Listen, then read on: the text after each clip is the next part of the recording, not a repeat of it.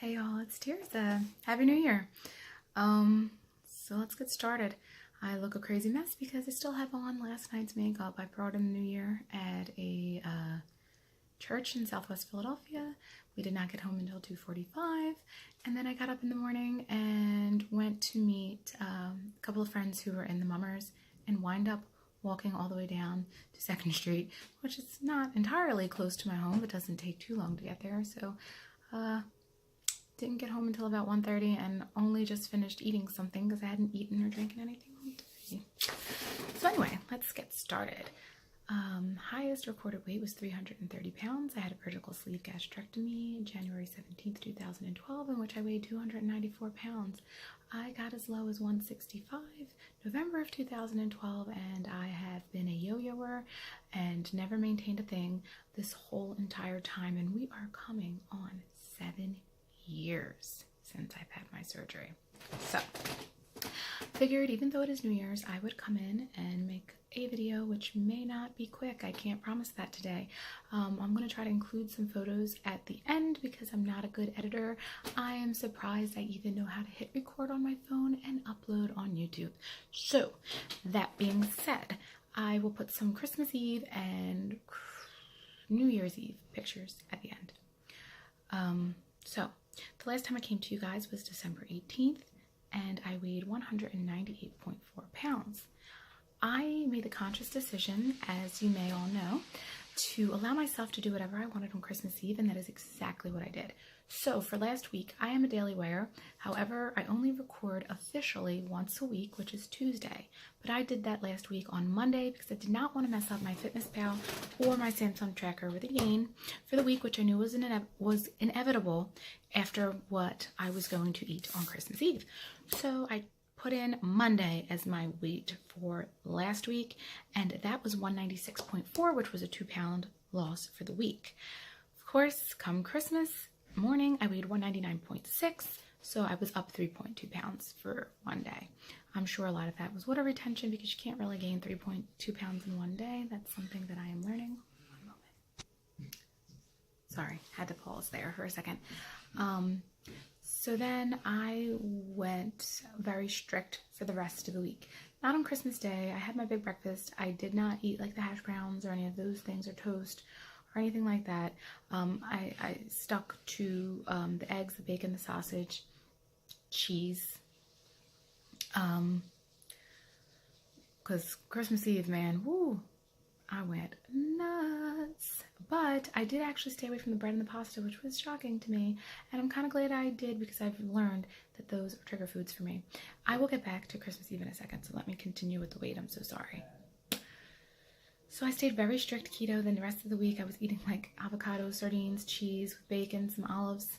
I am, as of today, 190.8, which means from Christmas Eve to today, I've lost 5.6 pounds. That's crazy. And it just barely by like 0.1 pounds put me in the overweight BMI category now that I'm 5'7", instead of the obese category. I don't think I'm ever going to see normal because I don't think BMI is really accurate, and this part of my body is already starting to look super slim. It's really mostly my legs and stomach area that need fat loss. So I'm going to stick with my 165 goal. It's sounding about right to me, and that is only 25.8 pounds away.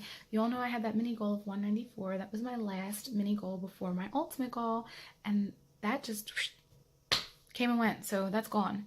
So now we're just heading down to the ultimate goal, and I have 25.8 pounds to lose, in which I want to claim that I will reach that goal by April 1st.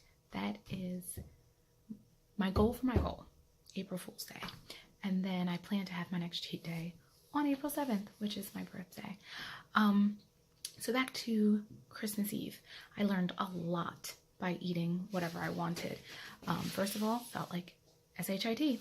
Afterwards, hands were swelling, feet were swelling, had digestive pain, and like, you know, like the food felt like it was just gonna it was just piling up in there, and I overdid it, and I was going to be sick. I haven't gotten sick like that since I had surgery. I mean, I went to town. I had to sit up for hours when we got home. I did stay away from the bread and the pasta, which shocked me, but I still ate tons of carbs, and I still had dessert and everything else. But I learned that I was able to go back on the very next day, which is not something I've ever really accomplished in the past.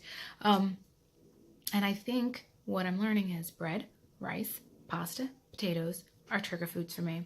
So is ice cream. So it was really cool that I was able to eat cakes and puddings and this, that, and the other thing, and I got right back on.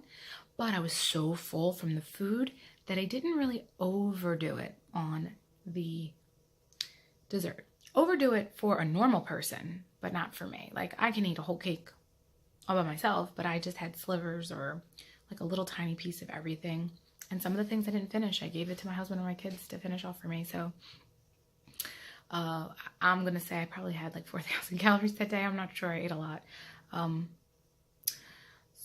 So I learned a lot. Like, I was able to get back on. I also noticed that right away, carbohydrates or sugars screw the chemical balances in my brain and make me crazy. Because despite feeling like SHIT, I now was hungry all the time and wanted to eat and kept on thinking about my next meal, even when I was eating the current one. Kept on thinking about when is the next time I can allow myself to have a cheat day. And that was like scary that it kind of had control over my brain so quickly from one meal. Mind you, that meal was over a 4-hour time period, but it was still one meal, I guess, that it could do that much damage of what took me. Today is 6 months, 6 full months that I've been back on this way of eating. I've actually lost, in this 6 months, 113.8 pounds, which is absolutely amazing. And it is what it is.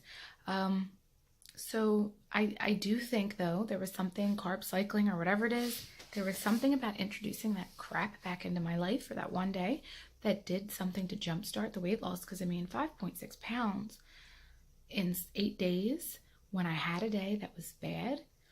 I ate. And that's just an incredible amount of weight to lose in 1 week, especially when you're in a lower weight. I'm under 200 now. So I do believe that I enjoyed it, but I want to have the control. I want the power. I don't want the carbs or the sugar to have the power over me, that it already was changing like my thought patterns and bringing back in all the bad behaviors that got me to be super morbidly obese in the first place. So I realized that I probably will allow myself to have days like that, not 6 months apart, maybe once a month, because I don't think I can do the whole one a week thing or a whole weekend, because I don't think I can make it back. Like, I don't believe that I will be able to get back on track if I do that. For one day, my brain was already telling me to do crazy things like go buy some Ben and Jerry's. So yeah, that's not good. And so I think I will allow like a once a month thing, because I did enjoy it. I am still a food addict, and it was enjoyable, even though I was in pain and miserable afterwards. But I have to make them few and far between. I have to maintain this time. This has to be the last time. I can't keep doing this. So that's that. That is the recap of what has happened since the last time you guys saw me.